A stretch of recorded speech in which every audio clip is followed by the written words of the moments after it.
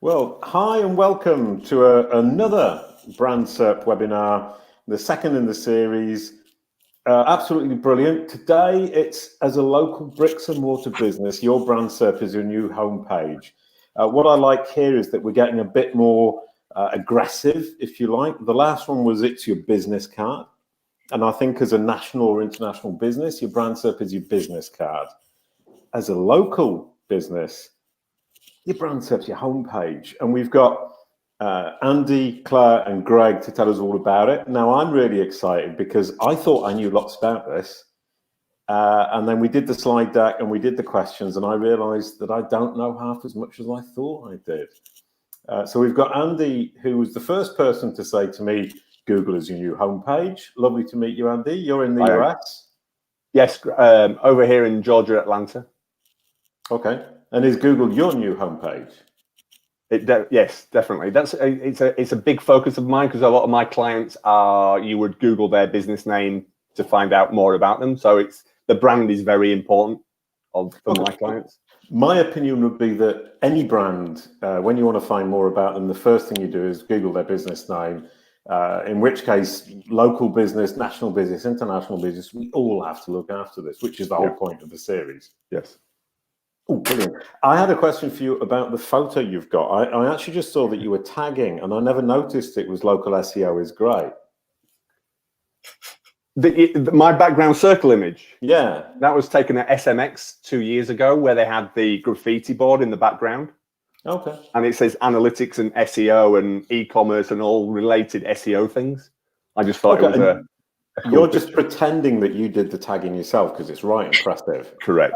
Well, I'll take it. I'll take it. Absolute genius. We met up at PubCon last year We did. for the first time after being connected on Twitter. And I love that, being connected on Twitter to people and then suddenly meeting them. You actually, with you at least, I got the impression I'd known you for years. Yeah, no, I love this community thing. It was a good bond. And well, we're from the same part of England as well. Are we? Leeds. Oh, right. Okay, sorry. I'm from Leeds. You're from Leeds. We're from the same part. That's why we talk the same. Oh, right. Brilliant. I hadn't noticed. I'm going to move the conversation on to Claire because this is getting slightly embarrassing. Claire, lovely to meet you. Having exchanged with you about what we're going to be talking about, I realise how much you really know about this stuff, which is lucky. Yes. Yes, she says confidently, yes. Yeah.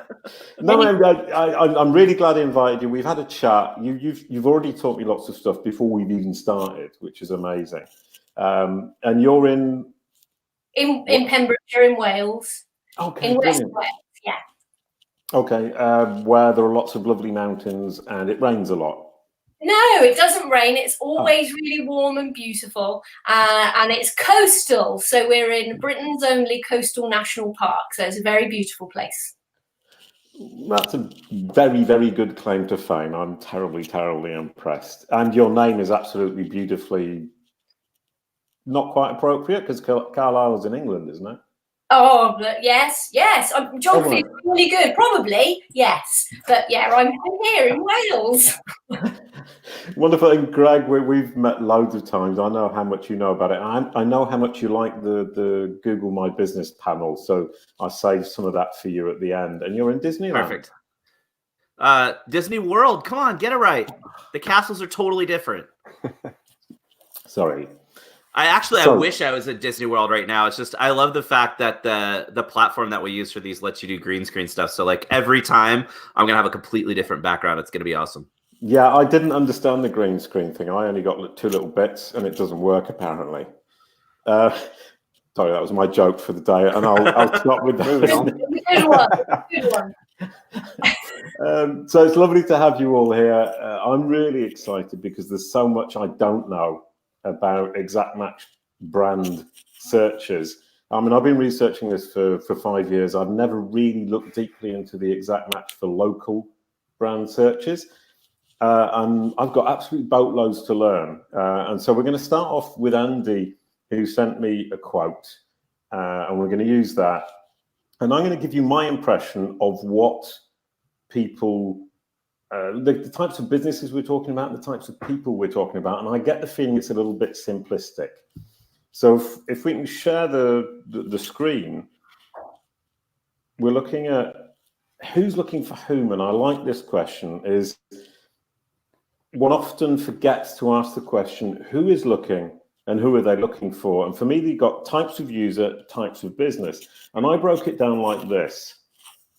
You've got uni-location businesses, i.e. a local business that only has one single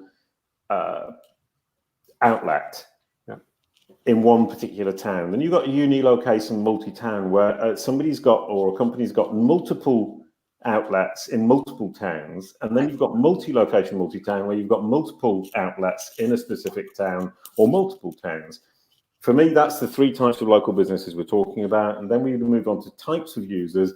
For me, there are only two types. One of it is existing clients who are looking to find your business, having already found it once, and new clients who know your name but don't yet know where you are or who you are. Andy, is that incredibly simplistic and stupid, or is it reasonably accurate? No, it's pretty simplistically and stupid. I think we've started well there, Jace. Thank you. No, it's classic. Exactly. You know, people have seen you on Facebook, or it's word of mouth, or they've been referred to you by a friend, and you know, check out this company. What's the first thing you're going to do? You're going to type it into Google. Mm. So basically, as a business, if you've got just one location, you've just got to look after what people in your area are looking at. If they're outside the area, it doesn't really matter. If you're a national brand with multiple outlets in multiple towns, you really need to look after all those multiple outlets, which is a really big problem, because who looks after them? The local people in the shop, or somebody national level to make sure it's all coherent? Well, it depends. Go ahead, Greg. We'll have to count how many times one of us says that. I think it depends, because you do have if we're talking the national chain, you do have some of them that are very SEO focused, and they understand that they need to look out for that. And sometimes it's more of like a franchisee type situation where there's not as much oversight from, national headquarters, and then it's up to each individual location to look. So there's no hard and fast rule. Okay, brilliant. Okay, so I was oversimplifying once again. Thank you, Andy, for pointing that out, and thank you, Greg, for the terribly good answer. Here you go. Andy, I'll leave you with this one. David Mim. Yeah, David did a great quote just the other week, probably a couple of weeks ago, when he was talking about local search, local SEO in 2020. And this is one of the quotes, because I knew I was doing this and doing about brand. Basically saying, if you don't do anything else, if you're finding it hard to rank for your services and products, I think too many companies are trying to rank for the classic products they're selling, etc., and not focusing on their brand. So if you're giving a company name or to do this brand search, just make sure that you look good when somebody Googles your name. So you've got your GMB and everything else that goes along with it. Make sure that it's a positive experience and not a negative experience when somebody's looking you up as a brand. Yeah, because before somebody does business, you've done all the hard selling, you've talked to them, or somebody's talked to them, somebody's recommended you, they search your brand name, and suddenly you look rubbish. Exactly.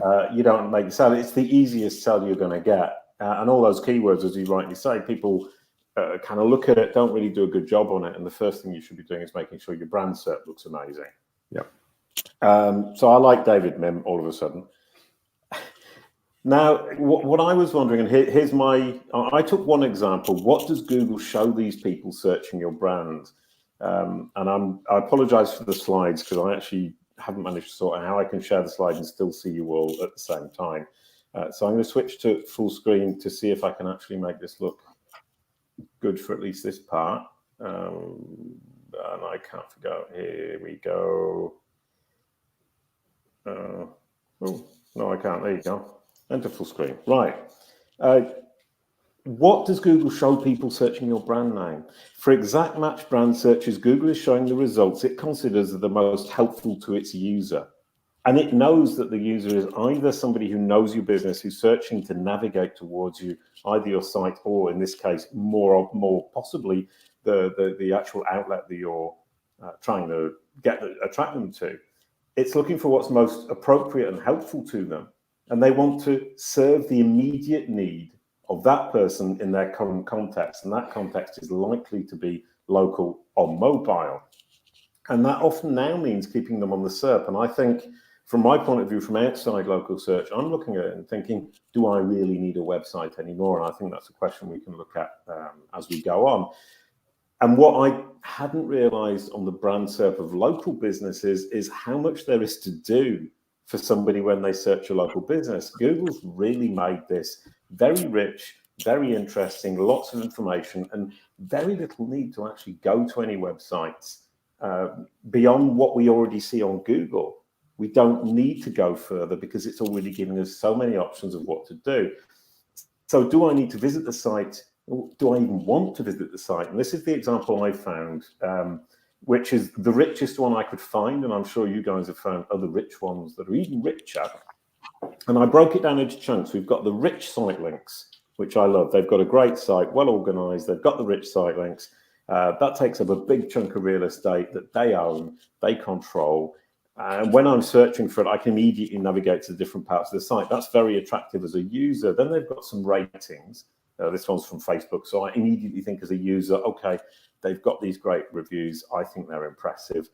All these other results, the question there is, do I control them? Does Bushcraft control these results? Can I make them look as good as I possibly can so that when somebody does search it, I've got A, a degree of control, and B, make sure that it's accurate, positive, and convincing.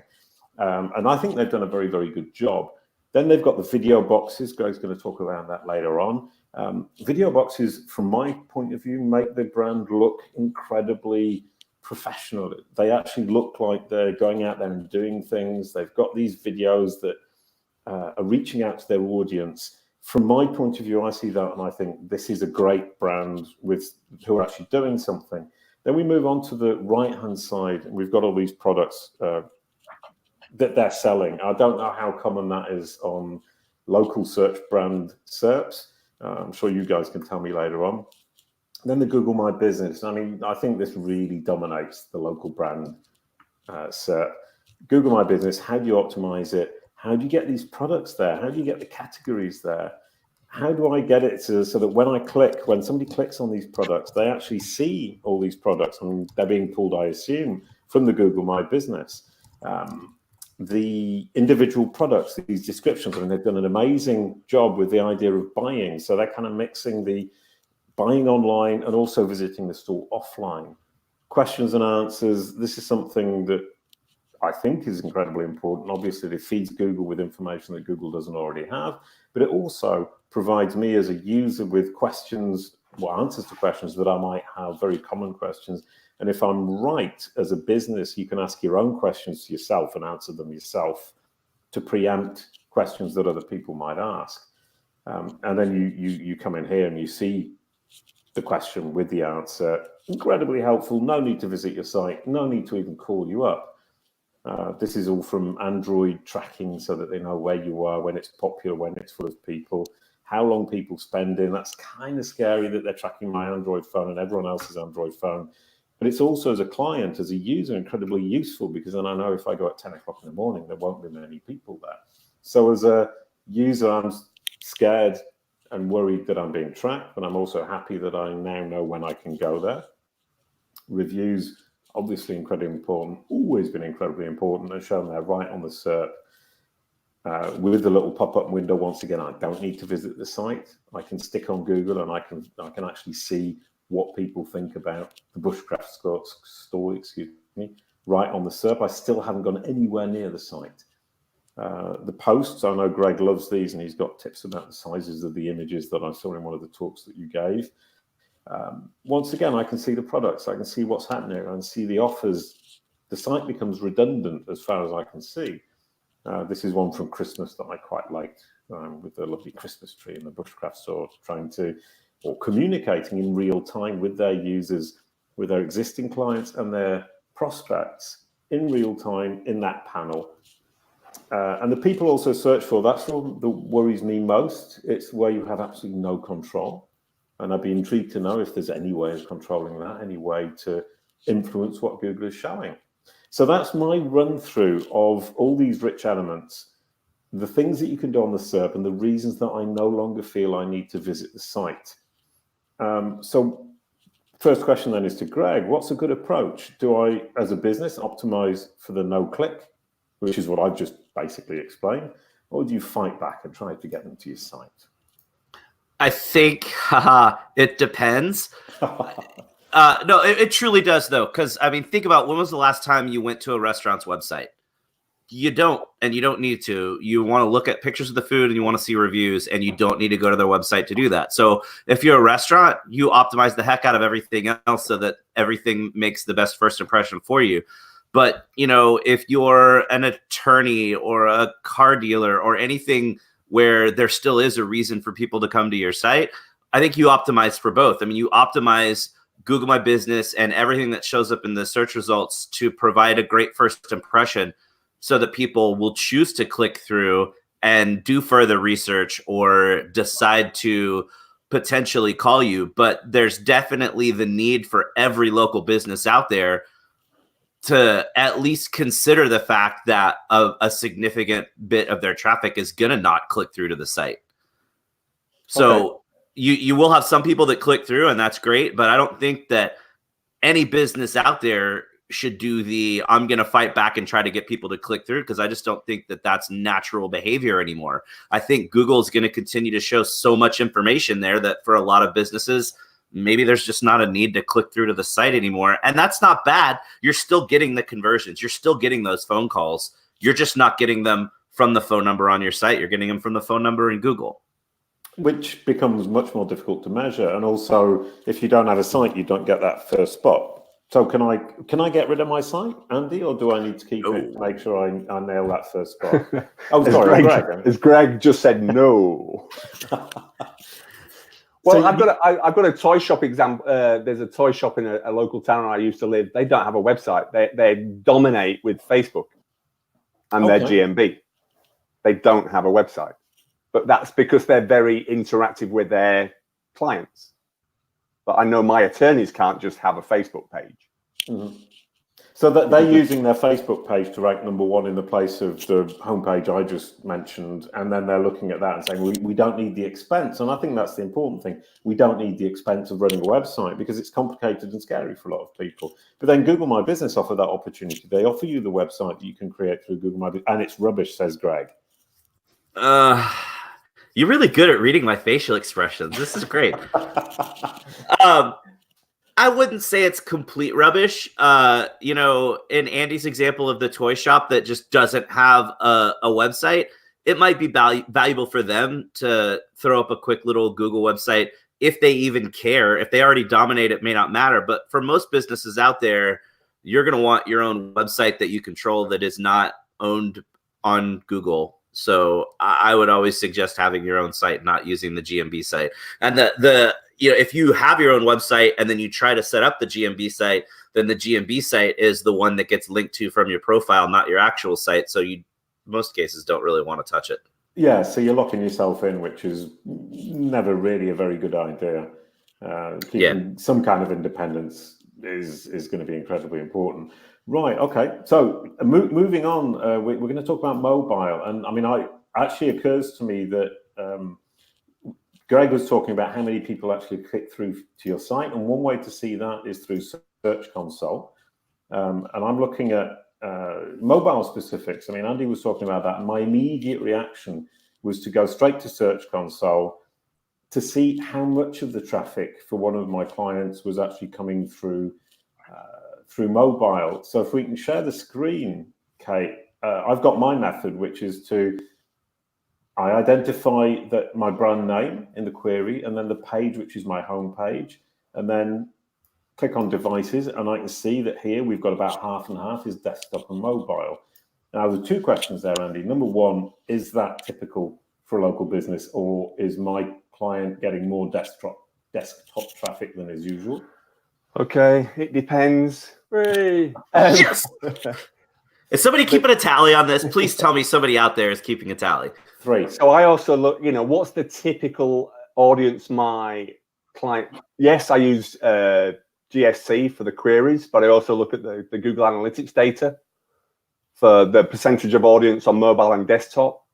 Okay. I'm seeing all the time an increase from desktop switching over to mobile, even for my attorney websites. And the other thing with mobile is your examples you were showing is on desktop, but the GMB and the organic listing looks very different on a mobile device, because the GMB is fragmented within that first page. Okay. When you look at a brand search on mobile, so that's something people should realize, that if you're getting more traffic from mobile, look at the mobile experience first and see what the users are seeing there, and obviously also consider desktop as well. But I mean, from my point of view, obviously the mistake I made, and you pointed it out very subtly, that I was sitting at my desktop doing my research, and I didn't really think, oh, I should be looking at this from mobile because that's where most of the traffic is coming from. When people are optimizing or looking at what people are searching for, they would tend to be sitting at their laptop computer or their desktop computer. That's a big mistake. Yes. Oh, that's a brilliant answer. That was incredibly. Well, no, like I said, just look at your site traffic. If you know, or what you do yourself when you're looking for a company, you're sat on the sofa at night watching TV. You pull this out, and that's where you're Googling. This is where your audience is now. And you rightly kind of point out, as a user, what do we do? And I think sometimes as marketers or business owners, we don't act or think in terms of being a user. Totally. I mean, this on-SERP experience, it strikes me that as marketers, we're saying, oh, it's terrible, we're not getting the visits. But as a user, we're going, isn't it great because the experience is better? Which is a little bit contradictory. What do you think, Claire? Which bit am I answering? The bit about the fact as marketers or business owners, we forget that we should be thinking in terms of as though we were users, and that we lose sight of what our users are using in terms of device and what they're thinking or what their experience is and what's best for them. I think I've just started always making sure when I look at anything, I'm using something like Mobile Moxie, or using my phone, or using Chrome tools to resize my screen. So I'm looking at everything desktop and on a mobile. So yeah, I do agree. We do get a bit. Everything is desktop, but I've escaped that trap myself personally now. Oh, okay, so you've escaped it. I didn't. I made the mistake right at the beginning, and I really think it's a very common mistake. And the fact that mobile is so prevalent, especially in the local space. Yeah, and also, it's quite seasonal as well. So if you look at if you're an attraction, for example, you could have 80% of your visitors are looking at your site on a mobile because they're on holiday. So, you know, it's not just, are you a bricks and mortar business? Are you a service area business? It's like, what's your niche? What type of business are you? So it's all going to be very specific to your niche, I think. So. No, brilliant. I hadn't thought of that. For an attraction, I'm doing my research for my summer holidays. I'm sitting at my desktop at work instead of doing actually some work. Yeah. And I'm checking out on a desktop. And then as soon as I'm actually on holiday, there's no way I'm going to be using a desktop. So there's a seasonal aspect to the mobile desktop ratios. Brilliant stuff. Ooh, I'm learning lots. I'm terribly, terribly keen here. And now we're going to move on to the problems of ambiguity. This is one of my favorite things. And you were talking about, I think it was Holly Farm. Greg will help you out with that, Greg. Folly Farm. Folly Farm. So Folly Farm. So this is just taking the example of Folly Farm, Adventure Park and Zoo. So just staying with the business profile, because that's what we were touching on earlier on.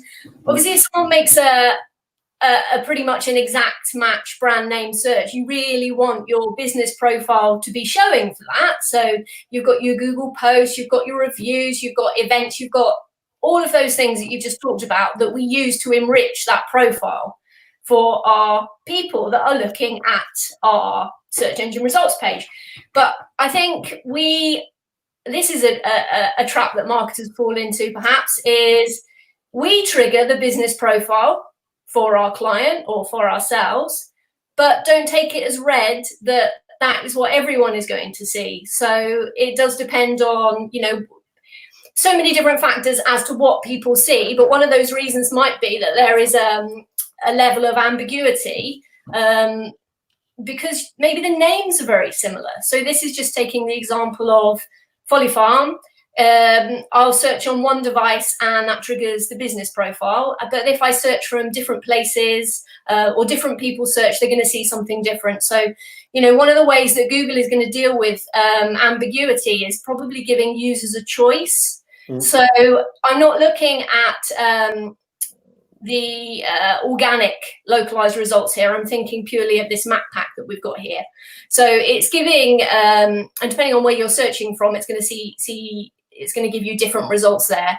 And those are taking businesses that have got similar names. So they've all got Folly Farm as part. And for example, there's a place, I think Bristol will give you another 2 results because there's another couple of small businesses also called Folly Farm. So what I would do with that is obviously Google wants to give the most relevant result for that. So what are you trying to do? You're trying to make your business relevant for that result. So you can have a look in Search Console, have a look at your exact match brand queries and your near exact match. Have a little look at what type of things you're getting impressions and clicks for. But basically what we're trying to do is build the relevance in the eyes of Google for those brand name searches. So the bit underneath where you've got the red circle and the yellow rectangles. So, you know, I'm not an API person, so I haven't set this up myself. I know that your website does this, and there's a couple of websites where you can basically have a dig around in the knowledge graph API. So put your brand name in and see what it spits out. So it's interesting to see that this one has 34 results, and then you're having a look at the relevance score. And obviously the more relevant, the better. So you're looking to build that, and you're looking to build that with good marketing. That's how a lot of the time we build our relevancy, isn't it? It's citations, mentions, it's anchor text links, it's so many different things. And so the last thing on that subject, talking about naming and brand names, is, you know, I only work with small businesses. So sometimes I am actually involved in the early stages of business setup. So it comes back to that. I'm not suggesting that everyone spam with regard to names, but, you know, a unique name that includes keywords is obviously going to be helpful. You know, think of that when you're naming a business. You know, if you're, you know, don't be Wales Marketing Agency, be, I don't know, Amethyst Marketing Agency, because you've got something unique, but then you've also got something which is very relevant to your name. But it's not going to suit everyone, but just think of it in terms of when you're naming a business, just don't give it a generic name that's going to cause this ambiguation. Exactly. Brilliant. Google it first and then see what appears for the name you want to choose. Yeah, and then you can see how difficult your task is going to be to actually dominate. You don't want to be calling yourself Folly Farm in the near future. Well, unless you're the best Folly Farm, and that's exactly, fine. And that's when you dominate the search results. So whatever Folly Farm they're looking for, you're dominating that organic result. And Claire, what I loved about what you said, and I think it's really important, I really want to push that home, is this is traditional marketing. It's marketing, getting citations, getting your name out there, getting people to appreciate you. And I love the idea of traditional marketing, and we're coming back to that and less in the cheaty world of exact match domain names and exact match local searches, which I've seen loads of. Sorry, Claire, I interrupted you. Sorry, I was just going to say, keep checking this, because if you think about how I imagine Google is testing this is with user testing. So if it's giving users a choice, then it's probably learning from the choices that people make. So if someone is seeing this result in one place 1 month, it doesn't mean that 6 months down the line it's going to be the same result, because it all depends on the relevancy factor, I guess. So if you're not winning, then don't worry, just keep building your relevancy and keep building your brand. Brilliant stuff. Perfect. That's ace stuff. Now we're going to move on to geo variations, which is something I was kind of curious about, because obviously local is incredibly geocentric. What happens when you move from place to place? And you were giving us examples, Andy, of clients of yours, different places, completely different results. Please go ahead. Yeah, this is obviously this is United States specific, and obviously we've got a lot of US watchers right now. Don't assume what I'm trying to stress here is don't assume that your GMB is going to appear everywhere when somebody searches for your brand name in the States. Even from state to state, even from states next door to each other, your GMB might not appear. So for example, what we've got here, where it's my top left, is the Taylor and Hart. I'm looking for Taylor and Ring. Now in New Jersey, I have the Taylor and Ring in the organic, but I've got a completely different GMB listed there. That's a jeweler's. Mm-hmm. Bottom left for me is that's me doing a search in Georgia, so no GMB at all. Top right is somebody doing a search in California, still no GMB, but they do, because they're multi-location, they've got the map pack there showing each office. But to actually see the GMB, you've got to be very specific with that. So I think it's Taylor and Ring Manhattan Beach to actually see the GMB listing for that brand term. Okay. So what I'm saying is, don't always assume your GMB is going to appear when someone's looking for your brand. Can I ask because it doesn't always happen. How do you actually see what people are seeing in different geolocations? I mean, you've got these screenshots and you're saying, I was in Georgia, but you weren't in Georgia, were you? Well, I live in Georgia, so for the Georgia one is the only honest one of the lot. Well, no, the top one I've got, it's my network of friends around the country. I've got a great friend, Amy, who did the search for me in New Jersey, and that's what she sees. And then I faked my location for the California one. For the two California examples, I faked my location again using a Chrome extension so I can pretend to be certain areas around the country. But I know from other tests I've done that the fake location gives you as near as damn it exact result to see what your users are seeing. Okay, so I mean, it's a really good idea to do these searches, obviously from where you are using incognito window, but then it's also incredibly important to get this Chrome extension that you might or might not be able to name to pretend that you're somewhere else and get that result so you can see what other people are seeing. And manage it accordingly because the results are very different. Sorry, I was trying to multitask, and being male, I completely failed there. So I missed the question, but I did get the question. The question was actually just a summary of what was being said, so you don't have to answer. Okay, well, just for people out there, it's the Chrome extension is called GS Location Changer. Very, very accurate, a great little extension for local SEOs. Okay, brilliant stuff. Now I'm totally intrigued, and here's a question we're back to the main SERP. I mean, for me, you've got the main SERP, which is the left-hand side, which has the homepage, the rich site links, potentially video, potentially images, maybe also people also ask. We saw that on the Holly Farm example earlier on from Claire, and then the right-hand side, which is is that a client of yours, by the way? Are we doing loads of promo? Well, no, they're in my heart. They're not just a client. Oh, great. Okay, brilliant. So I'm glad to be doing some promo for them. Anyone in the Bristol area, go to Holly Farms. It's really wonderful. Folly Farms. Oh, sorry. And then the right-hand side, which is Google My Business, which we'll look at the end. And I wanted to ask you, Greg, to what extent can we shape the anatomy? And by that, I mean, get those rich site links, get the video boxes, get the image boxes, get those people also ask. How far can we bully Google, in inverted commas, or convince Google to give us those? Sorry. Very far. I mean, that's what we do a lot of times when we have clients that have reputation problems, is you want to, influence the anatomy of that brand search so that if they do have, sites that show bad reviews, or, in really bad case scenarios, somebody's gone and created a, thisbusinesssucks.com website to troll them and flame them. You want to push those off the first page by putting elements there that you control. So, getting your Facebook page there, setting up outside blogs, doing guest posting, definitely you can control getting the videos to show up, versus not having any videos about your brand, or having videos about your brand. You're going to have videos show up, getting great images that are tagged and named after your business and show your business, like everything you can. It's like Claire said earlier, it's old school marketing. You can't just expect that your website's enough anymore. You've got to, it's all come full circle, and we all have to not just be SEOs, but we have to be full scale old school marketers again.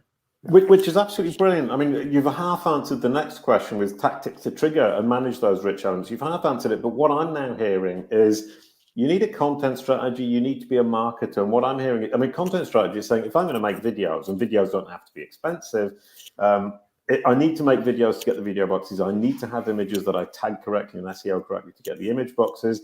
And if I can do that, I kill a blue link. When one of those things comes up, it kills a blue link drop a lot of the time, and a blue link drops off the bottom, and it gives me less to control.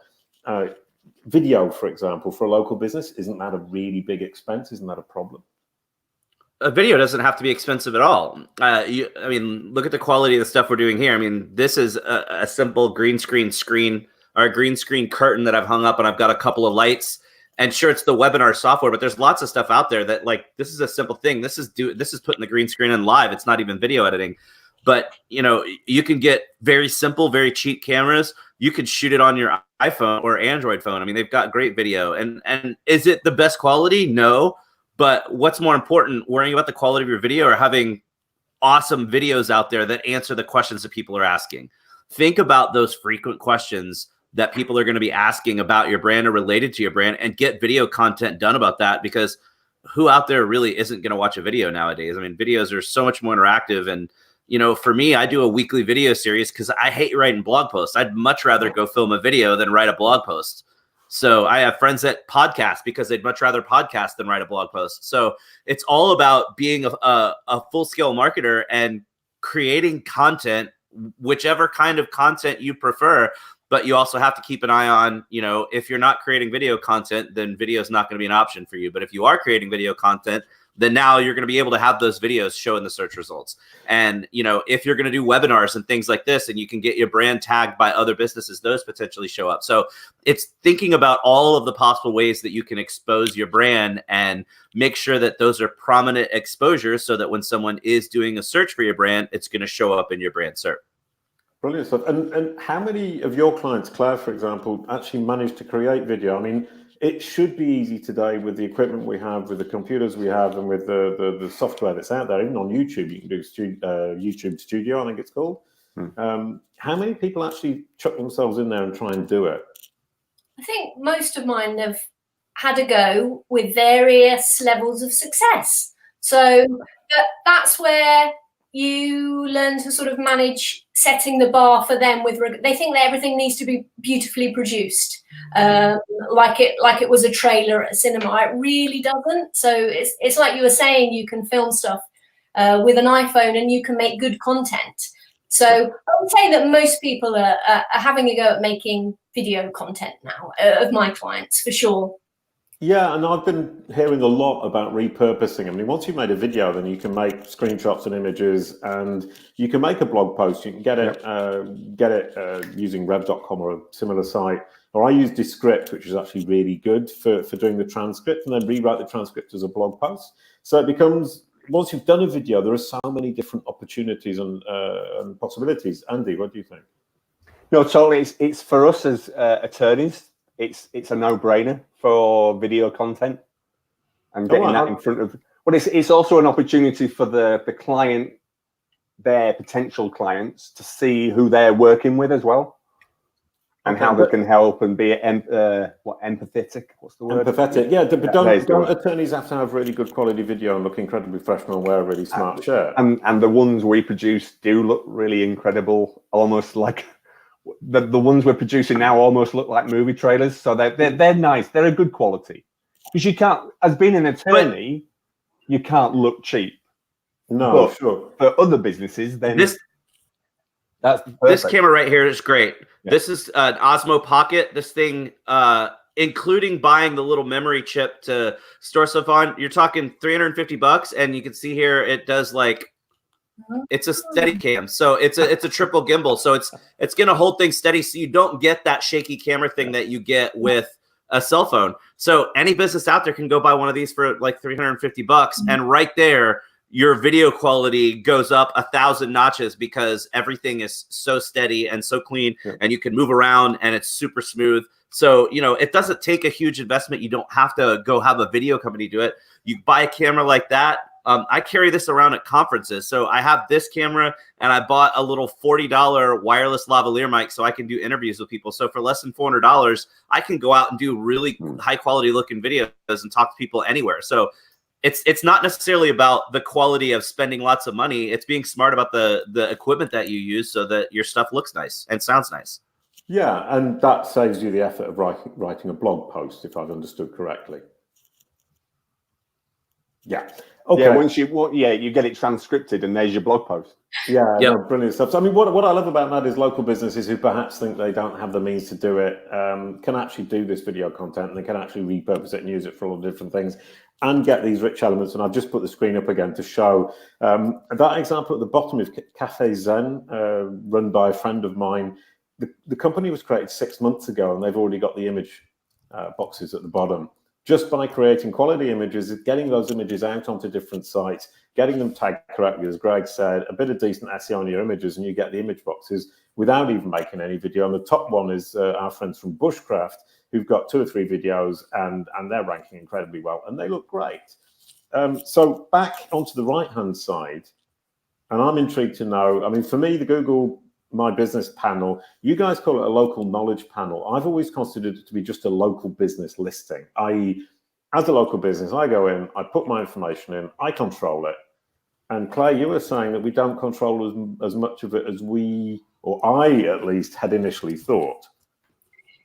Well, these are, this is all in my experience. So these are my feelings about it. So I sort of consider it, it's like the knowledge panel for that business, and business profile as well as other things will feed into that. So you've got Wikipedia, Wikidata.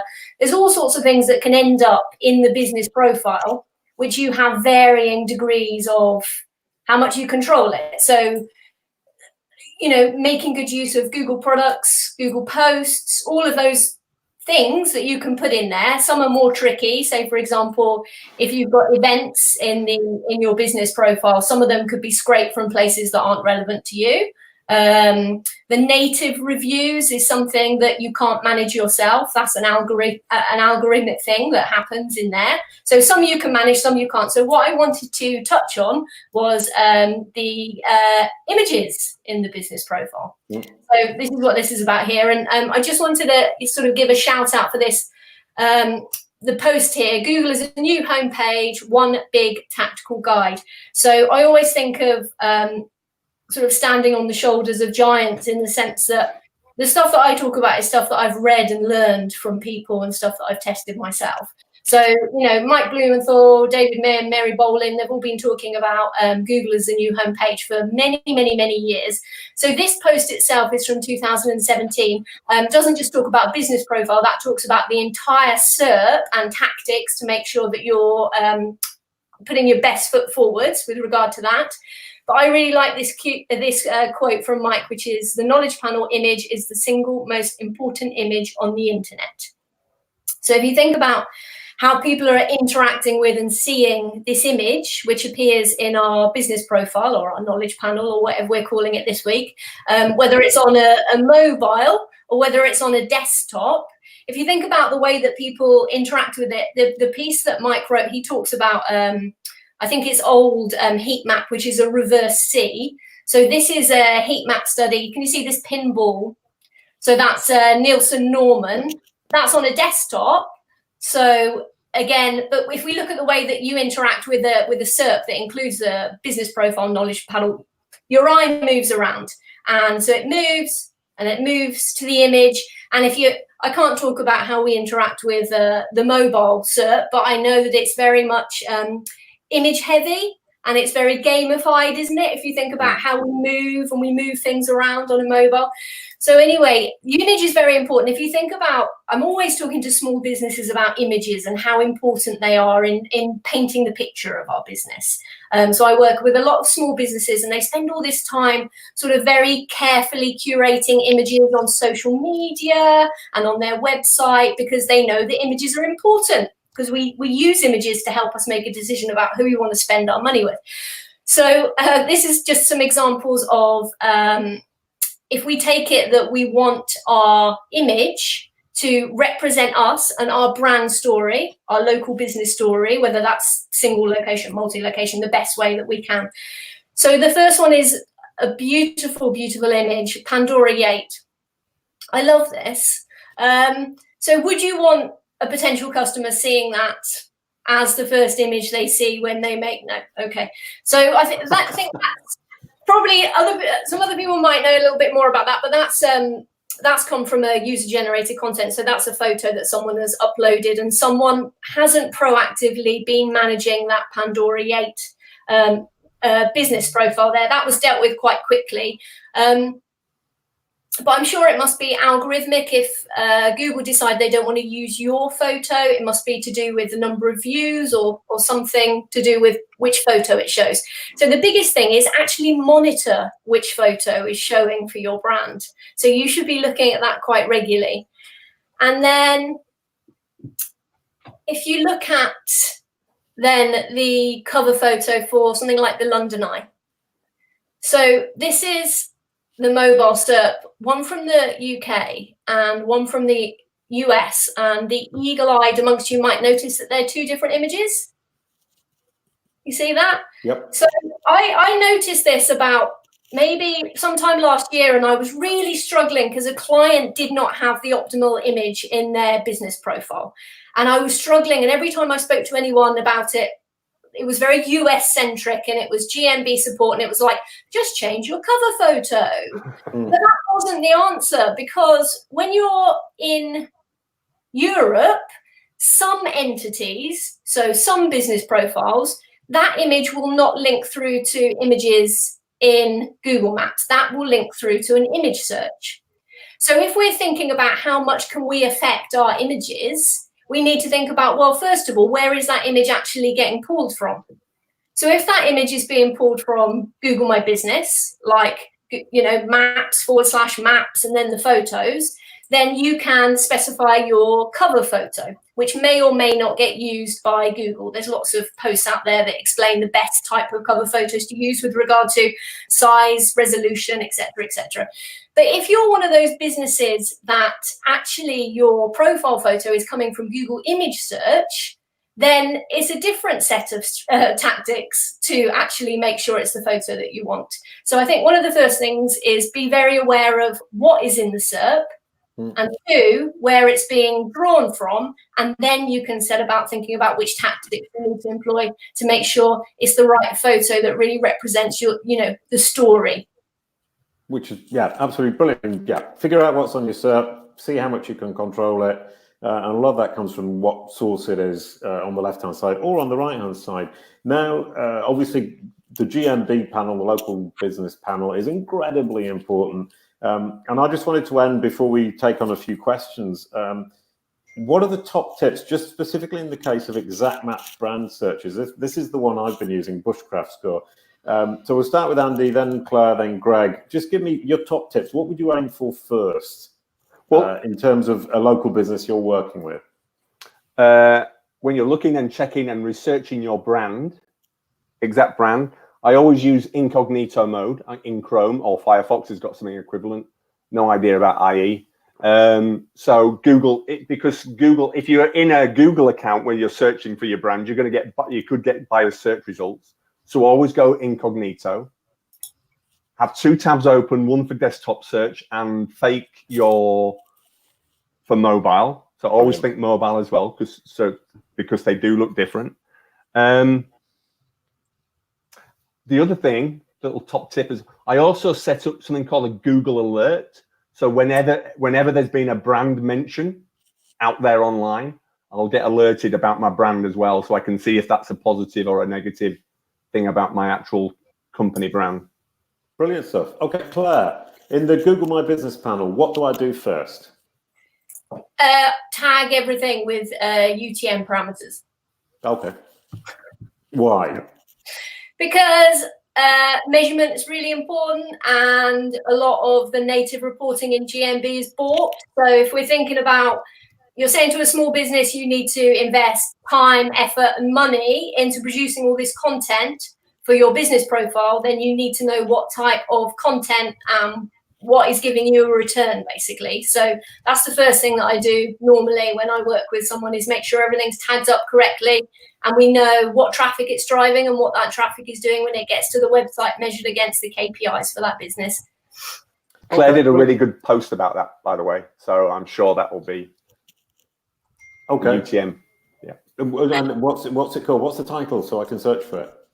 Oh, it's on my website somewhere. I'll send you the link. Which is ClaireCarlileMarketing.com. Yes. Brilliant. I remembered that. Now, first thing I would have done is gone and made some videos. Greg, what should I do with my Google My Business panel to make it look really sexy when somebody searches my brand name? Uploading super high quality photos that are professional and not stock photos, uploading videos if you've got them, and preloading questions into the questions and answers. So you've got a pre-site FAQ page, and then doing Google posts. Those are my kind of 4 big things, because everybody's going to do the business name, the address, and the phone number. They're the basics everybody's going to get nowadays. So it's what do you do to stand out from the rest? And that's awesome photos, videos, the Q&A section, and posts. Yeah, I love the Q&A section and the idea of its kind of pre-sales service already done. And the post, which is pushing these messages out to people. And I mean, I've seen you talk about the post a lot, so I know you love them too. Right, that was absolutely brilliant. We've gone through the left-hand side, we've gone through the right-hand side. I'm really happy because I've learned absolutely boatloads from you 3. I was going to say 4 because I can see 4 people, but I didn't learn anything from myself today.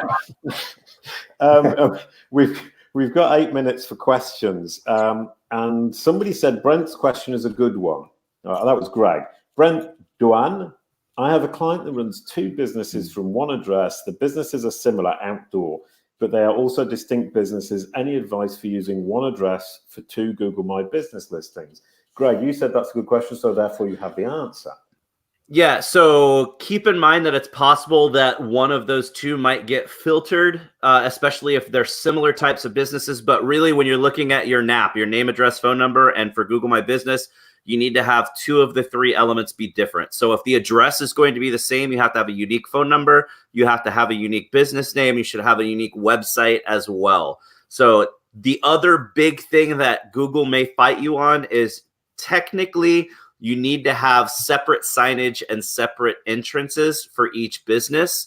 Now, sometimes in smaller town situations, you may have 1 entrance for multiple businesses in the same thing. So that part can get a little dicey if you start having to fight with Google support on it. But usually, as long as the business name and the phone number and website are unique, then you're probably going to be okay. Brilliant stuff. Great. So you fight with the Google My Business client support. Brilliant. We've got Optimizer who's asked, if Google do decide to start charging for GMB, how would the panel decide which businesses it's worth it for? Claire, if they do start charging, what do you do? Depends. You give in? It depends what they're charging for. Brilliant. Okay. What are the options? What might they charge for? I don't. This is blah blah blah blah. What about paying to make sure that your competitors don't get mentioned somewhere within the business profile? I'd probably pay for that. Those related searches at the bottom, basically, we have no control over that. Maybe that's a way that they can get some money out of us. Go ahead. Sorry. Yeah. It's moving all around, isn't it? I mean, things are popping in lots of different places, but trying to make sure that you filter out mentions of clients somewhere. Okay, brilliant stuff. Okay, I've got another question. I don't actually understand it because being from Europe, Google creates Google My Business's profiles for absolutely everybody as soon as they find a telephone number in, I think it's Belgacom, and you get gazillions of these listings that are completely useless. And Ed McMasters is asking, is there a roundabout for non-brick and mortar locations to get listed on Google My Business or to gain a GMB? I have the opposite problem. It's getting rid of them. So can somebody clarify on that? Because I thought it was really easy.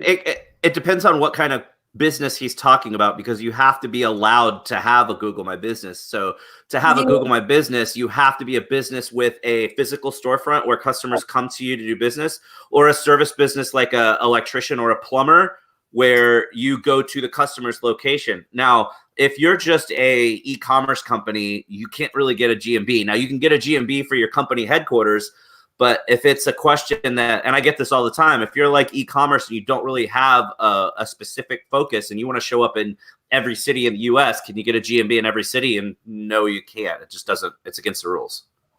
Okay. Brilliant. I mean, from a European standpoint, I mean, I have phenomenal problems that these things just keep getting created, and a lot of my time. Sorry, internet problems over here. Okay. We have another question from Gabriel Rosales, and I find this interesting. It's companies that are on the cusp of two districts, or in his case, two countries. He lives in a city in Mexico that borders with the US, and his goal is to reach both Mexico and US potential clients.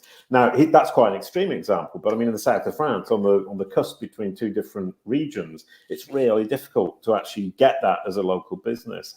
He's saying, should I make a GMB in both languages, or is it better to have only one? I mean, he's got two problems, one of which he's on the cusp of two different areas. The second of which is he has two different target languages. Claire, have you got any ideas about that, coming from Wales, where they speak completely different language? No. No. Okay. How about you, Andy? It piggybacks a little. That's an interesting one. It's a toughie, isn't it? It's yeah.